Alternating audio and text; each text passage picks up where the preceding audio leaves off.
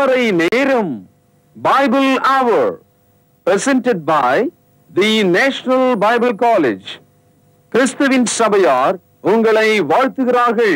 Welcome to Satellite Bible Classes. வணக்கம். தேசிய வேதாகம கல்லூரி மாணவ கண்மணிகளே, தோழர்களே, பரிசுத்தவான்களே, உலகளாவிய என் தமிழ் சொந்தங்களே, இந்த நாட்களில் ஒரு தொடர் வகுப்பாக புதிய ஏற்பாட்டின் 9வது புத்தகம் கலாத்தியருக்கு எழுதிய நிருபம். இன்றைக்கு 5ஆம் அதிகாரத்தை நாம் படிக்க இருக்கிறோம். என் அன்பு சகோதரர்களே, இந்த 5ஆம் அதிகாரத்தில் மலையிலிருந்து கீழே தள்ளப்பட்ட ஒரு மனிதனைப் போல ஒரு வசனம் இருக்கிறது. கலாத்தியர் 5வது அதிகாரம் 4வது வசனம். இதை போதகர்கள், வேத மாணவர்கள், பைபிளை குறித்து அக்கறையோடு கவனிக்கிறவர்கள் நிச்சயமாக இந்த வசனத்தை படித்து உண்மையை நீங்கள் புரிந்து கொள்ள வேண்டும். நியாயப்பிரமாணத்தினால் நீதிமான்களாக விரும்புகிற நீங்கள் யாவரும் கிறிஸ்துவை விட்டு பிரிந்து கிருபையினின்று விழுந்தீர்கள். அதாவது separated and fallen from the grace. பிரிந்து கிருபையினின்று விழுந்தீர்கள். யார் விழுந்தீர்கள் அல்லது யார் விழுந்தார்கள்? நியாயப்பிரமாணத்தினாலே நீதிமான்களாக்கப்பட விரும்புகிற நீங்கள் என்று சொல்லுகிறார். கலாத்திய மக்கள் கிறிஸ்துவின் கிருபையின் கீழ் வந்துவிட்ட பிறகு அவர்கள் மீண்டும் பழைய ஏற்பாட்டுக்கு திரும்பினதுனால அவர்களுக்கு இந்த வசனத்தை சொல்கிறார். நீங்கள் கிறிஸ்துவை விட்டு பிரிந்து கிருபை நின்று விழுந்து விட்டீர்கள். விழுந்தவர்கள் எழுந்திருக்க முடியாது.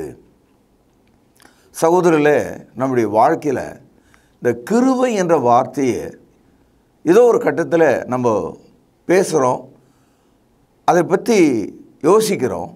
ஆனால் உண்மையில் அதற்கான அர்த்தங்களை நாம் புரிந்து கொள்வதில்லை. முதலாவது, இந்த கிருபை என்ற சொல் தமிழ் கிடையாது, அருள் என்பது தான் தமிழ் சொல். அப்படியானால் இந்த கிருபை வடமொழியில் கிருபா என்று வந்திருக்கிறது. இந்த கிருபை என்ற சொல்லுக்கு என்ன அர்த்தம்? கிருபை என்பது தேவனுடைய பார்வையில் விருப்பப்பட்ட மனிதனுக்கு அவர் கொடுக்கிற பரிசு. இதான் அதனுடைய விளக்கம். அதாவது காட்ஸ் கிஃப்ட், தேவனுடைய ஈவு, பரிசு. நம்முடைய வாழ்க்கையில் பரிசு கொடுப்பதாக இருந்தால் ஒரு 1000 பேர் அங்கே இருக்கும்போது ஒரே ஒன்றை யாருக்காவது கொடுக்கிறதா இருந்தால் அந்த மனிதனை கொடுக்கிறவர் தான் தேர்ந்தெடுக்கணும். 999 பேருக்கு அது கிடைக்காது. ஏன்னா இருக்கிறது பரிசு ஒன்று தான். அந்த பரிசை அந்த மனிதன் யாருக்கு விரும்புகிறாரோ அவனுக்கு கொடுக்கலாம். நோவா காலத்தில் தேவன் அந்த பரிசை, அந்த கிருபையை நோவாவுக்கு கொடுத்தார். அதே போல் பெண்கள் கோடான கோடி பேர் இருக்கும்போது மரியாள் என்ற ஒரு பெண்ணுக்கு தேவன் தமது கிருபையை கொடுத்தார். ஆகவே கிருபையானது தேவனுடைய ஈவாக இருக்கிறது. கிரேஸ் என்ற அந்த வார்த்தைக்கு அன்மெரிட்டட் ஃபேவர் ஆஃப் காட், தேவனுடைய நிபந்தனையற்ற விருப்பமுள்ள பரிசு. ஆகவே இது தேவனுடைய ஈவு என்று எபேசியர் 2ஆம் அதிகாரம் 8வது வசனத்திலே படிக்கிறோம். தேவன் நம்மை எப்படி ரட்சிக்கிறார்?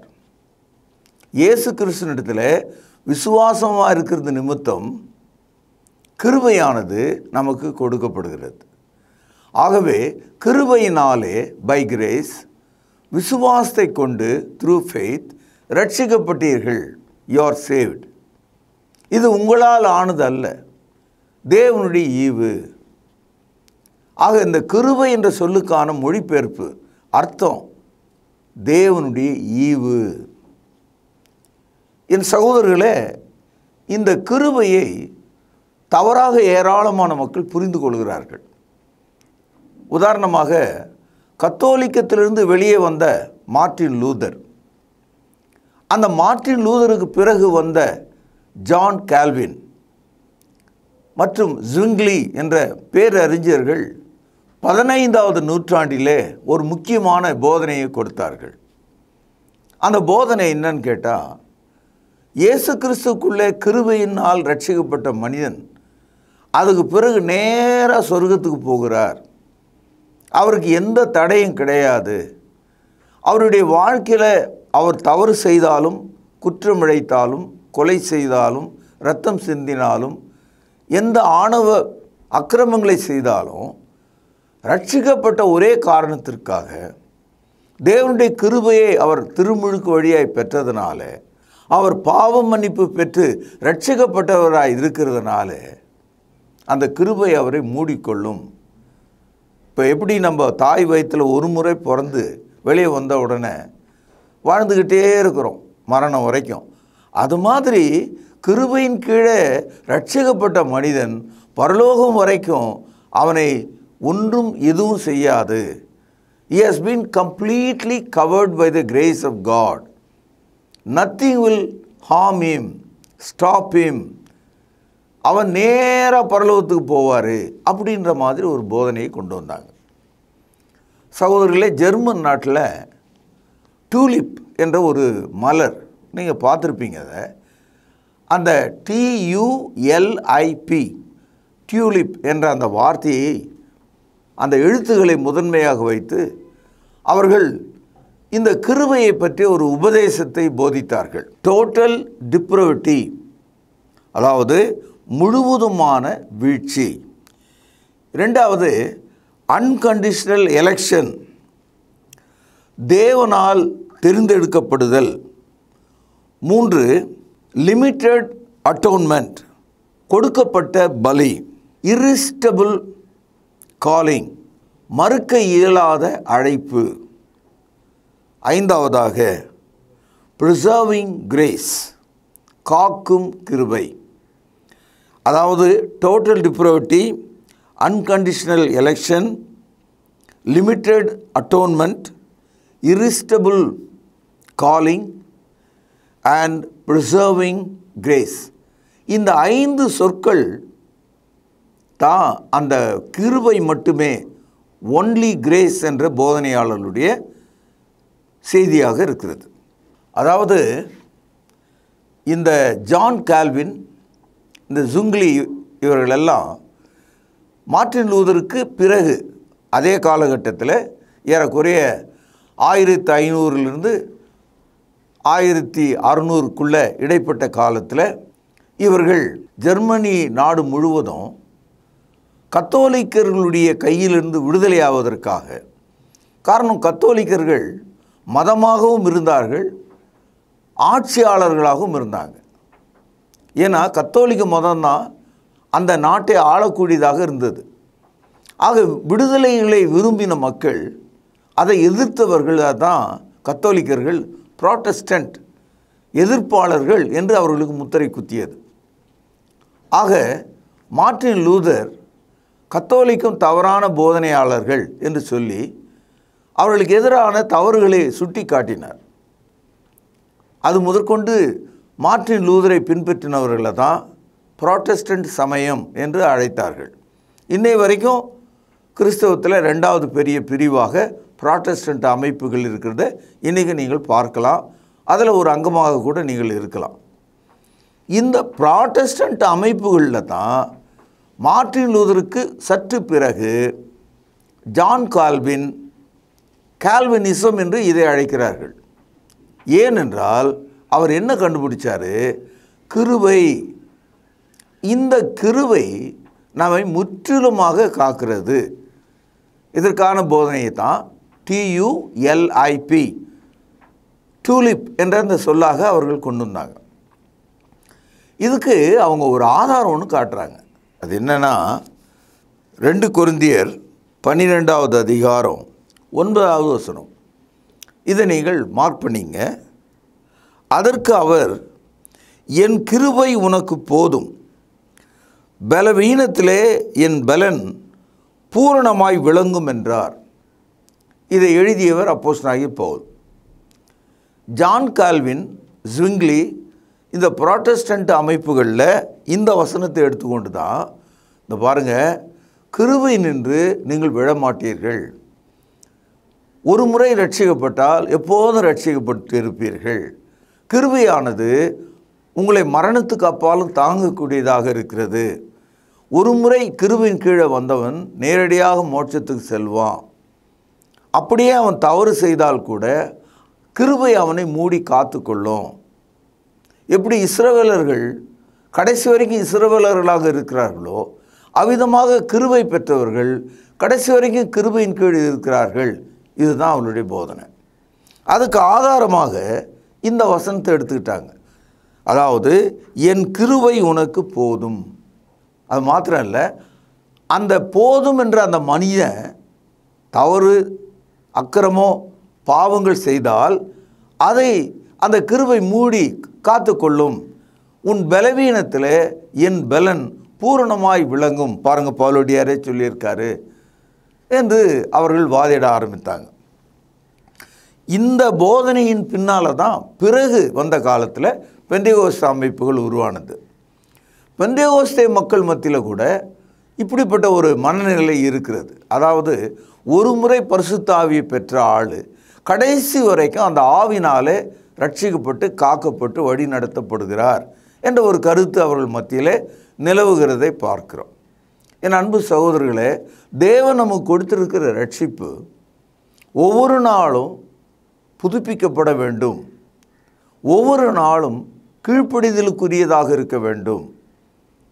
கிருபையை கொண்டு தேவன் நம்மை ரட்சித்தாலும் கிருபை நின்றும் விழுந்து விடுவதற்கு வாய்ப்பு இருக்கிறது என்பதை நீங்கள் புரிந்து கொள்ள வேண்டும். 2 கொரிந்தியர் 12வது அதிகாரம் 9ஆம் வசனத்தில் என் கிருபை உனக்கு போதும், உன் பலவீனத்தில் என் பலன் பூரணமாய் விளங்கும் என்று எழுதின அதே ஆசிரியர் தான் கலாத்தியர் 5வது அதிகாரம் 4வது வசனத்தில் நியாயப்பிரமாணத்தினாலே நீதிமான்களாக விரும்புகிற நீங்கள் யாவரும், ஒரு ஆள் மட்டும் இல்லை, எல்லாரும் கிருபை நின்று பிரிந்து விழுந்தீர்கள் என்று சொல்கிறார். You are cut off from the grace and fallen. என் அன்பு சகோதரர்களே, கலாத்தியர் 5ஆம் அதிகாரம் 4வது வசனமும் 2 கொரிந்தியர் 12ஆம் அதிகாரம் 9ஆம் வசனமும் நேர் எதிரடியாக இருக்கிறதை நீங்கள் புரிந்து கொள்ளணும். பவுலடியாருக்கு தேவன் கிருபையினாலே உன் பலவீனத்தை தாங்குவேன் என்று சொன்னது அது ஒரு தனிப்பட்ட ஒரு கருத்து. அது அவனுடைய சரீரத்தில், அவனுடைய பார்வை விஷயத்தில் தேவன் அவனுக்கு காண்பித்த ஈவு. அது இன்றைக்கு நமக்கு தேவன் கிருபையினாலே சுகத்தை கொடுக்கிறார். ஆனால் தொடர்ந்து கிறிஸ்துவுக்குள் நாம் நிலைத்திருப்பதற்கு கிருபை மட்டும் நமக்கு போதாது. நாம் அதில் நிலைத்திருக்க வேண்டும். கிருபையை உதைத்து விட்டால், கிருபையை வேண்டாம் என்று சொல்லிவிட்டால் கிருபை உங்களை விட்டு போயிடும். So grace cannot be continually be upon you. You will lose it when you are not faithful. நீ உண்மையில்லாதவர்களாக இருந்தால் கிருபை உனக்கு உண்மை இல்லாமல் போய்விடும். ஒரு உதாரணம், அப்போஸ்தலர் நடபடிகள் 1வது அதிகாரம் 16வது வசனம். சகோதரரே, இயேசுவை பிடித்தவர்களுக்கு வழிகாட்டின யூதாசை குறித்து பரிசுத்த ஆவி தாவீதின் வாக்கினால் முன் சொன்ன வேத வாக்கியம் நிறைவேற வேண்டியதாக இருந்தது. இப்பொழுது 20வது வசனம்.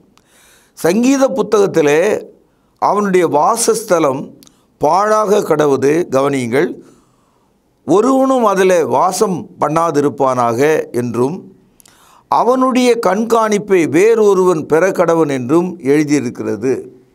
இதனுடைய அர்த்தம் என்னென்னா, இயேசு கிறிஸ்துவனுடைய 12 சீஷர்களில் அவர்கள் அனைவரும் அப்போஸ்தலர்கள். அனைவருக்கும் தேவனுடைய கிருபை அளவற்றதாக கொடுக்கப்பட்டது. மரித்தோரை உயிரோடு எழுப்பக்கூடிய அதிகாரம் அவர்களுக்கு இருந்தது. பிசாசுகளை துரத்த முடியாத அதிகாரம் இருந்தது. எல்லா வியாதிகளை சுகமாக்கும் அதிகாரம் இருந்தது. அற்புதங்களை அவர்கள் செய்தாங்க. அதில் ஒரு ஆள் யூதாஸ் காரியத். யூதாஸ் காரியத்து இயேசுவை காட்டி கொடுத்து 4 கொண்டு தலைக்கீழாக விழுந்து செத்து போனான். கேள்வி என்னன்னா, தேவனுடைய கிருபை அவனை காப்பாற்றலை. அவன் செய்த துரோகத்தை கடவுள் மன்னிக்கலை. அந்த கிருபை அவனால் காப்பாற்றிக்க முடியல. ஆகவே அந்த 12 பேரில் ஒருவனாக இருந்த யூதாசனுடைய இடத்தை வேறு ஒருவன் பெற கடவன் என்று பேதுரு இங்கே சொல்லுகிறார். இதிலிருந்து நமக்கு என்ன தெரியுதுன்னா, அப்போஸ்தலராக அதிகாரம் பெற்ற அந்த கூட்டத்தில் கூட ஒருவன் கிருபையை இழந்து விடக்கூடியவனாக இருக்கிறான் என்பதை நீங்கள் விளங்கிக் கொள்ள வேண்டும். எபிரேயர் 6ஆம் அதிகாரம் 4 முதல் ஒரு வசன பகுதியை வாசிக்கிறேன், கவனியுங்கள். ஏனெனில் ஒரு தரம் பிரகாசிக்கப்பட்டும் பரம ஈவை ருசி பார்த்தும் பரிசுத்த ஆவியை பெற்றும் ரட்சிக்கப்பட்ட மனிதன், தேவனுடைய கிருபையை அனுபவிக்கிற மனிதன், பிரகாசமடைந்த மனிதன், பரம ஈவை ருசி பார்த்த மனிதன், பரிசுத்த ஆவியை பெற்ற மனிதன். 5ஆம் வசனம் பாருங்கள்.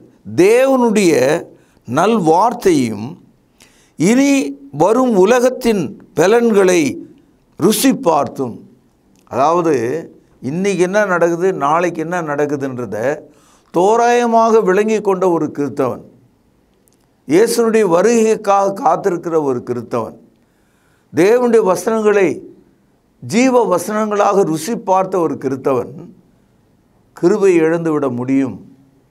He may lose the grace of God. பாருங்கள் 6வது வசனம், பேனால அடிக்கோடிடுங்கள். மறுதலித்து போனவர்கள் அப்படின்னா என்ன அர்த்தம்? பேக்ஸ்லைடட், பின்வாங்கி போனவங்க, அந்த கிருபையை நிந்தித்தவங்க, கிருபையை தூஷித்தவங்க, மதமாற்று தடை சட்டத்தை கண்டு பயந்து ஓடிப்போனவர்கள், கிறிஸ்தவ விசுவாசத்தை விட்டு பழைய இஸ்ரவேலர்களைப் போல நடந்து கொள்கிறவர்கள், மறுதலித்து போனவர்கள் தேவனுடைய குமாரனை தாங்களே மறுபடியும் சிலுவையிலே அறைந்து அவமானப்படுத்துகிறபடியால் மனம் திரும்புவதற்கு ஏதுவாக அவர்களை மறுபடியும் புதுப்பிக்கிறது கூடாத காரியம். It is impossible to renew them. Second chance இல்லைன்றார். தேவனுடைய ஈவை பெற்ற மனிதன் மறுதலித்து விட்டால், துணிந்து அகங்காரத்தினாலே அதை இழந்து விட்டால் அவர்களுக்கு மறுவாய்ப்பு இல்லை. அவர்களை புதுப்பிக்கிறது கூடாத காரியம் என்று சொல்கிறார். என் அன்பு சகோதரர்களே, கிருபை கிருபை கிருபை என்னை தாங்கும் கிருபை என்றெல்லாம் பாடிக்கொண்டிருக்கலாம். ஆனால் கிருபை உன்னோடு இருக்கிறதா? நீ கிருபையை இழந்த மனிதனா? கிருபையை நாம் எப்படி இழக்கிறோம்?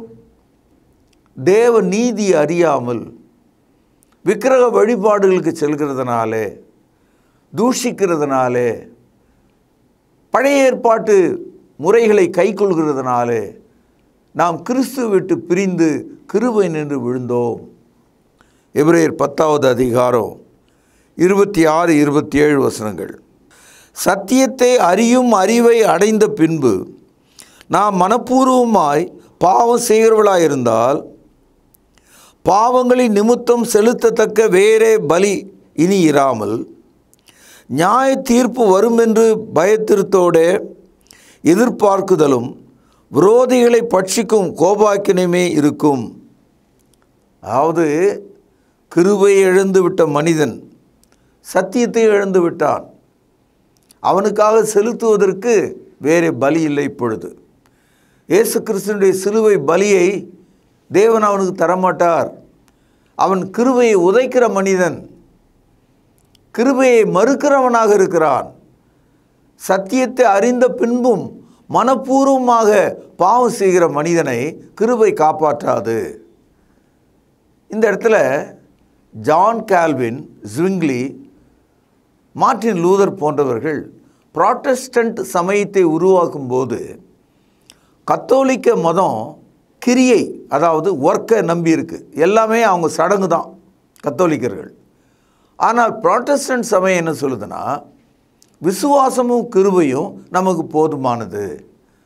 ஒரு முறை நீங்கள் கிருபையின் கீழே ரட்சிக்கப்பட்டு விட்டால் அந்த கிருபை உங்களை மூடிக்கொள்ளும், காப்பாற்றும், கடைசி வரைக்கும் காப்பாற்றும். ஆனால் வேதவசனம் சொல்கிறது கிருபையிலிருந்து நீங்கள் விழுவதற்கு வாய்ப்பு இருக்கிறது. மனப்பூர்வமாக பாவம் செய்கிறவர்களுக்கு செலுத்தத்தக்கதான வேறு பலி இல்லை. அவர்கள் என்ன வசனத்தை எடுத்துக்கிட்டாங்கன்னா 2 கொரிந்தியர் 12:9 என்ன போட்டுக்குது? என் கிருபை உனக்கு போதும், உன் பலவீனத்தில் என் பலன் பூரணமாய் விளங்கும். அதனால் அவங்க என்ன நினச்சிட்டாங்க, நீ கிறிஸ்தவன் ஆன பிறகு, கிருபையின் கீழ் வந்த பிறகு நீ என்ன பாவம் செஞ்சாலும் கிருபை அதை விட பெருசாக இருந்து உன்னை மூடி காப்பாற்றும், கிருபையினால் நீ காக்கப்பட முடியும், the grace will cover you என்று அவங்க நினச்சிட்டாங்க. ஆனால் வேதவசனம் சொல்கிறது, நியாயப்பிரமாணத்தினாலே நீதிமான்களாக விரும்புகிற நீங்கள் அனைவரும் கிறிஸ்துவை விட்டு பிரிந்து கிருபை நின்று விழுந்து விட்டீர்கள். அதே பவுலடியார் எழுதுகிறார் கலாத்தியர் 5:4. அப்படியானால் தேவனுடைய கிருபையை பெற்ற நாம் இந்த தண்ணீர் கஷ்ட காலத்தில் தண்ணீரை ரோட்டில் அப்படியே விட்டுட்டு இருந்தா, டேங்க்லேருந்து வடிந்து ஓடினா, ஆறாக ஓடினா போகிற வரவங்கெல்லாம் நம்மளை சபிப்பாங்க, இவ்வளோ தண்ணி வீண் பண்ணுறானேன்னு. சாதாரண தண்ணீரை வீண் பண்ணாலே சமுதாயம் நம்மளை ஒத்துக்கொள்ளாது. ஏன்னா நல்ல தண்ணீரை இப்படி கெடுக்கிறானேன். அப்படியானால் என் சகோதரனே, உன்னுடைய வாழ்க்கையில் தேவன் கொடுத்த கிருபையே நீ இப்படி வீண் பண்ணலாமா? தேவனுடைய கிருபை வீண் பண்ணுகிற ஆள் எவ்வளோ கோபாக்கினைக்குரிய மனிதனாக இருப்பார் என்று எண்ணி பாருங்கள்.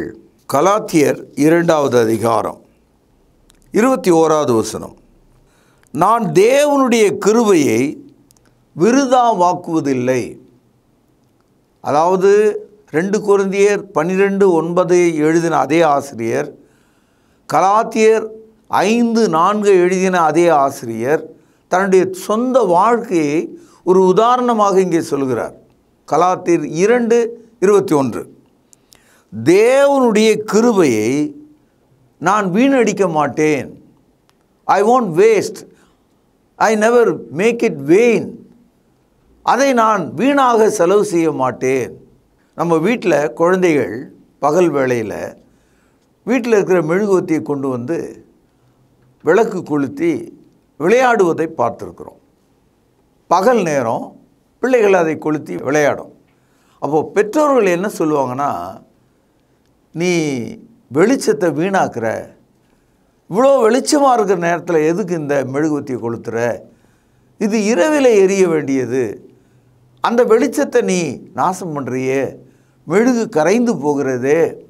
அது மாதிரி தேவன் நமக்கு கொடுத்த அந்த கிருபையை விபச்சாரம் செய்யவும், வேசித்தனம் செய்யவும், கொலை செய்யவும், ரத்தம் சிந்தவும், கெட்ட வார்த்தைகளை பேசவும், அநியாயங்களை செய்யவும், வட்டிக்கு விடவும், துரோகங்களை செய்யவும், சகல அக்கிரமங்களை கூடுதலாக செய்யவும் எனக்கு போதுமான கிருபை இருக்கிறது என்று நீ எண்ணுவாயா? எனக்கு பைபிள் இருக்கிறது, ஆகவே நான் பழைய ஏற்பாட்டின்படி நடந்து கொள்வேன் என்று நீ சொல்வாயா? பவுலடியார் சொல்கிறார், நான் தேவனுடைய கிருபையை வீணாக்குவதில்லை, அதை தான் விருதாவாக்குவதில்லை என்று எழுதியிருக்கிறார். கவனிங்கள், நீதியானது நியாயப்பிரமாணத்தினாலே வருமானால் கிறிஸ்து மரித்தது வீணாக இருக்குமே. பழைய ஏற்பாட்டின்படி நான் நடக்கிற ஆளாக இருந்து விருத்த சேதனம் பண்ணி கொள்ளுதல், மோசேயினுடைய நியாயப்பிரமாணத்தை கை கொள்ளுதல், தசம் பாகம் கொடுத்தல் வாங்குதல், இந்த வேலையெல்லாம் நான் செஞ்சேன்னா இயேசு கிறிஸ்து எனக்கு எதுக்கு தேவை? இயேசு ஏன் சிலுவையில் மரித்தார்? தேவன் ஏன் தமது சொந்த குமாரனை சிலுவையில் என்னுடைய பாவங்களுக்காக கொடுத்தார்? அப்போ இயேசு கிறிஸ்துனுடைய மரணம் வீணுன்னு நினைக்கிறீங்களா? அப்போ இயேசு கிறிஸ்துனுடைய மரணம் மிக முக்கியமானதாக கிறிஸ்தவம் போதிக்கிறதுனால பழைய ஏற்பாட்டினுடைய போதனைப்படி நடக்கக்கூடாது. இந்த கருத்தை தான் வலியுறுத்தி நான் தேவனுடைய கிருபையை விருதா வாக்குறதில்லை, I will not make it vain the grace of God என்று சொல்கிறார். என் அன்பு சகோதரர்களே, இன்றைய காலத்தில் கிறிஸ்தவ மார்க்கத்திலிருந்து வெளியே வந்த மதங்கள், அது கத்தோலிக்கம், புராட்டஸ்டன்ட், சகல விதமான பெந்தேகோஸ்து அமைப்புகள், நீங்கள் அவங்களுடைய வாழ்க்கையில் அவங்க போதனையை கவனிச்சிங்கன்னா கொஞ்சம் குறைய பழைய ஏற்பாட்டினுடைய போதனையை அவர்கள் கைக்கொள்கிறாங்க. அப்போது அவர்களுடைய வாழ்க்கையில் கிருபை என்ன ஆனது? அது மாத்திரமல்ல, புராட்டஸ்டன்ட் சமயத்தில் பெருவாரியான மக்கள் என்ன நினைக்கிறாங்க? தேவனுடைய கிருபை எப்போது தங்களோடு இருக்கிறது, ரட்சிப்பிலே தேவன் அதை எங்களுக்கு தந்தார், அந்த கிருபை மரண பரியந்தமும் என்னை மூடி காத்து கொள்ளும் என்ற ஒரு நம்பிக்கை அவங்களுக்கு இருக்குது.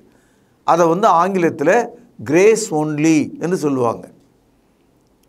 Of course grace is there, but you can make waste of grace in your life. தேவனுடைய கிருபையை நீ வீணாக்கி விட முடியும், அதை இழந்து விட முடியும். கசப்பான வேர் முளைக்கிறதுனால, பின்வாங்கி போகிறதுனால, சத்தியத்தை விட்டு விடுகிறதுனால நாம் கிருபை எழுந்து விட முடியும். எபிரேயர் 12வது அதிகாரம் 15வது வசனம், பேனால அடிக்கோடிடுங்கள்.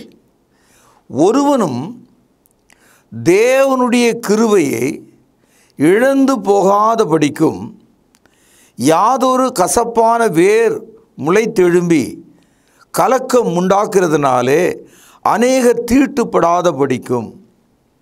அதாவது கள்ள உபதேசங்கள் ஒரு மரணத்துக்கு ஏதுவான ஒரு கலையாக நம்முடைய இருதயத்தில் புறப்படுகிறது. The false doctrines are growing in our heart.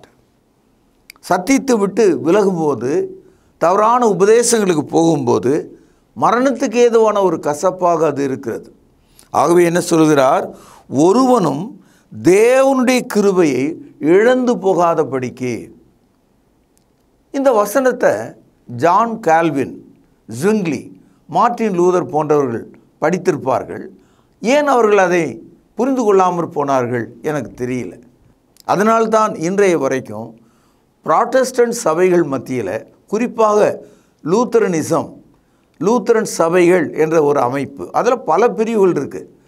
அவர்கள் அனைவரும் இந்த டூலிப், அதாவது தேவனுடைய அளவற்ற கிருபை எப்போது என்னை காத்து கொள்கிறது, மறுக்க முடியாத அளவற்ற இயேசு கிறிஸ்துவினுடைய மரணம் என் பாவங்களை மூடி விடுகிறது, தேவன் என்னை தெரிந்து கொண்டிருக்கிறார், எல்லா பாவங்களும் என்னை அவர் ரட்சித்திருக்கிறார், அவருடைய கிருபை எனக்கு போதும், கடைசி மட்டும் போதும் என்று நம்புகிற அந்த டூலிப் என்ற அந்த உபதேசத்தை அவர்கள் கைக்கொள்கிறார்கள். அதாவது இந்த டியூலிப் என்ற வார்த்தைக்கு total depravity, unconditional election, limited atonement, irresistible calling, preserving grace, இந்த 5 சொற்களைத்தான் ஜெர்மன் நாட்டிலே விளைகிற ஒரு அழகான பூ டூலிப் என்பது. அந்த டூலிப் என்ற அந்த முதல் சொல்லை எடுத்து இந்த 5 அடுக்கு உபதேசத்தை அவர்கள் வைத்திருக்கிறாங்க. அதாவது மனிதன் பாவ மன்னிப்பு பெறுவதற்கு தகுதியற்ற நிலையிலே விழுந்து கிடக்கிறான். ஆனால் தேவனோ அவனை தெரிந்து கொண்ட ஒரு காரணத்தினால அவனுக்காக விசேஷ பலிகளை செலுத்தியிருக்கிறார். அந்த பலியை பெற்ற மனிதன் தேவனுடைய ரட்சிப்பு பெறுவதற்கு அழைக்கப்பட்டிருக்கிறான். அழைக்கப்பட்ட அந்த மனிதனை கிருபை முற்றிலுமாக மரணம் பரியந்தமும் தாங்குகிறது. இதைத்தான் ஜான் கால்வின், ஜுங்லி போன்றவர்கள் போதித்தார்கள். இதைத்தான் கால்வினிசம் என்று தத்துவ போதகர்கள் கிறிஸ்தவ மதத்தில் போதித்து கொண்டிருக்கிறார்கள் இன்றைய வரைக்கும். ஆனால் வேத வசனத்தில் இந்த காலையில் நான் பல வசனங்களை உங்களுக்கு எடுத்து காண்பித்தேன். நாம் பின்வாங்கும்போது கிருபை நம்மை விட்டு போய்விடும். யூதாஸ் காரியத்து பின்வாங்கின போது கிருபை நின்று அவன் விழுந்தான். கசப்பான துரு உபதேசங்கள் நம்முடைய இருதயங்களில் உருவாகும் போது நாம் கிருபை இழந்து விடுகிறோம். கிறிஸ்துவை நாம் மறுதலிக்கும் போது நாம் கிருபை இழந்து விடுகிறோம். உலகத்துக்குரிய வாழ்க்கை வாழும்போது நாம் கிருபையை வீணாக்கி விடுகிறோம். ஆகவே அன்பு சகோதரர்களே, இதை ஆழமாக, உறுதியாக, நல்ல விதமாக உங்கள் மனதில் வாங்கி கொண்டு, எப்படி ஒரு கண்ணாடியில் முகத்தை பார்த்து நம்முடைய முகத்தை திருத்தி கொள்கிறோமோ அவ்விதமாக தேவ வசனத்தினாலே உங்கள் ஆத்துமாவை திருத்தி கொள்ளும்படி உங்களை நான் கேட்டுக்கொள்கிறேன். நாளை நாம் சந்திப்போம். பிரார்த்தனை செய்வோம். மகா பரிசுத்த நிறைந்த அன்பான தகப்பனே, இந்த நாளிலே கிருபையின் உபதேசம் என்ன என்று கவனித்தோம். கிருபையினால் எங்களை ரட்சிக்கிறது என்பது எவ்வளோ ஆச்சரியம். அந்த கிருபை நின்று விழுந்து விடாதபடி எங்களை காத்துக்கொள்ளும். இயேசுவின் நாமத்திலே ஜெபம் கேளும் பிதாவே, ஆமேன். தொடர்பு கொள்ள வேண்டிய முகவரி: திருமறை நேரம், 58 சர்ச் தெரு, குமரன் நகர், சென்னை 6082. செல்போன் 9385500882. கர்த்தாவே, தேவர்களில் உமக்குப்பானவர் யார்? வானத்திலும் பூமியிலும் உமக்குப்பானவர் யார்?